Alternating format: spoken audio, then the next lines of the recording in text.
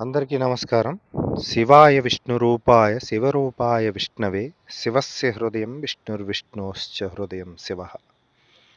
ఎడబాటు తొలగుటకు, ముఖ్యంగా భార్యాభర్తల మధ్య వాగ్వాదాలు, తగువులు, గొడవలు ఉన్నా, ఎడమొహం పెడమొహంగా ఉన్నా వారి మధ్య ఉన్న ఎడబాటు తగ్గటానికి సుందరకాండలో చక్కని శ్లోకం చెప్పబడింది.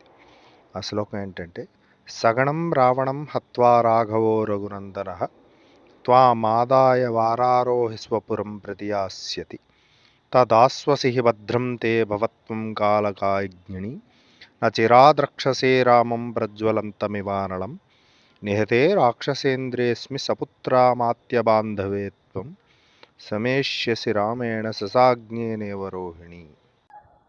ఈ శ్లోకం అర్థం ఏంటంటే, రాముడు, రాఘవుడు, రఘునందనుడు తన పరివారంతో రావణుని సంహరించి నిన్ను తన నగరానికి అంటే అయోధ్యకు తీసుకువెళ్తాడు తల్లి అని సీతమ్మతో హనుమంతుల వారు చెప్పి, కాబట్టి ధైర్యంగా ఉండు, నీకు శుభం జరుగుతుంది తల్లి, నీవు త్వరలోనే ప్రజ్వలించే అగ్నిలా ప్రకాశించే రాముణ్ణి తప్పక చూస్తావు.